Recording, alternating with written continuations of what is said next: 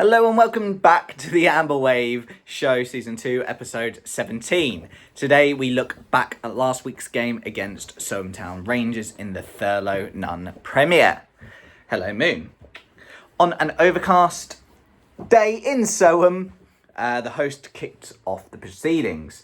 Early on, Soham did have a free kick that was played deep into the box, but they couldn't do much with it. Soon after, Soham did have a chance to make it 1-0. However, big Brandon Ling in goal managed to save the 1-1 to keep the scores level. Yarmouth had chances too in quick succession, where a cross came in from the left-hand side, and then soon after, a cross came in from the right-hand side. They were whipped into the box, but it was dealt with by the Soham defence. The Bloaters did then start taking control of the game and maybe should have had a penalty when the Soham Town player lunged in and threw the Yarmouth forward, but no penalty given by the referee. Not to speak. If I speak, I am in big trouble. In big trouble. And I don't want to be in big trouble.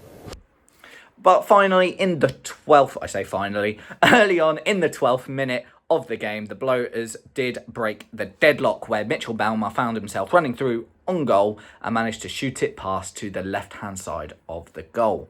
1-0 Bloaters. Yes!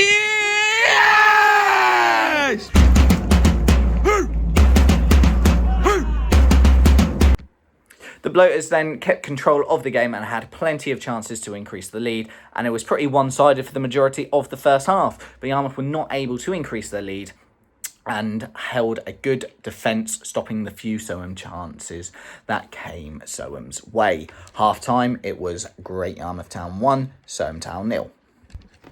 The second half did carry on like it did from the first half, with the Bloaters having the majority of the possession and chances. Some great chances from Fen and Belmar to score, but it did remain 1-0.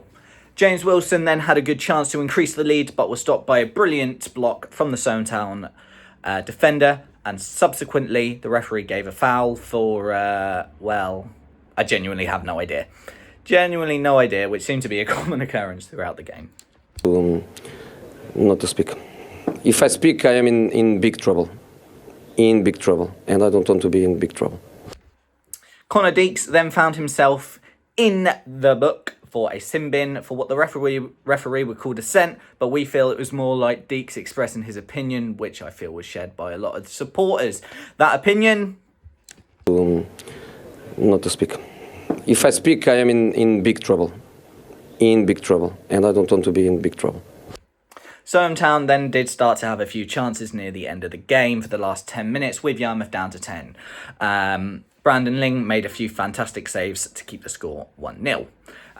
The chances were coming thick and fast for Soham in the closing moments, and the Yarmouth defence had to be on top and on form, which they were. Yarmouth did have a fantastic chance to whip one into the box as well a little later on, but Belmar was grabbed and dragged back for the foul. Well, a foul that wasn't given anyway. Not to speak. If I speak, I am in big trouble. In big trouble. And I don't want to be in big trouble.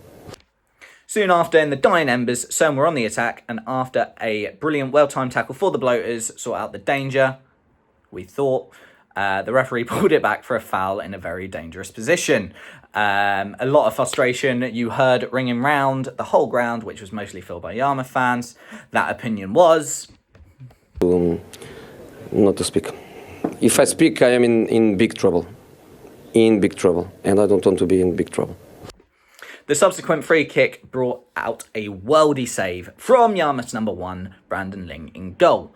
And after 15 minutes of the 10 minutes in bin, Deeks was allowed to come back onto the pitch. Soon after, Yarmouth found themselves in a great position in the box, with a Yarmouth player running through into the box, and an off the ball shove in the back of the neck from the Soham player brought down the Yarmouth forward. Penalty? Apparently not. Not to speak. If I speak, I am in big trouble. In big trouble. And I don't want to be in big trouble. And really, that was the last meaningful play of the game. Yarmouth came away with the 1-0 win in a very, very difficult and challenging environment. Now, it could have easily been 4-5 goals. Should have had 2 penalties. All these things should have went our way, didn't. But we came away with the 3 points, and that's 3 more points on the board. Great game, and we're 9th in the league. So all signs are looking good. Look, we've played 12. We've won 50% of the games now this season. So I think it's 50%. No, it's more than 50% because we won 7 and we dropped points in 5 games. So a better than 50% margin for your win to not win record per se. A lot of people are saying that we need to avoid relegation.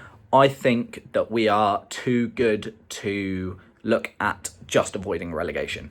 We, I believe, could and probably will be in that top half, maybe pushing even playoffs at the end of the season. I mean, look, let's dream big because the players are good enough, the management is good enough, and the fans are behind them, so why not?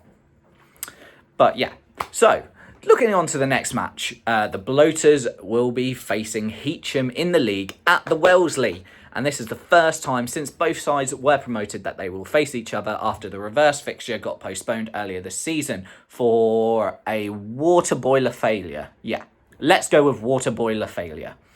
Now, Yarmouth currently sit 9th in the league, as I've said, 7 wins, 2 draws, 3 losses after 12 games. We could potentially move up to 4th place depending on the result of the games in hand. Obviously, we have those games in hand due to our cup runs this season, with a couple of clubs in this league having already played 5 more than us. Yarmouth's last 5 games in all competition sees us with 3 wins, 1 draw and a loss. Heacham, on the other hand, currently sit 14th in the league with 4 more games played than Yarmouth. And in those 16 games that Heacham have played, they have mustered 5 wins, 2 draws and 9 defeats. I believe they have a -5 goal difference as well.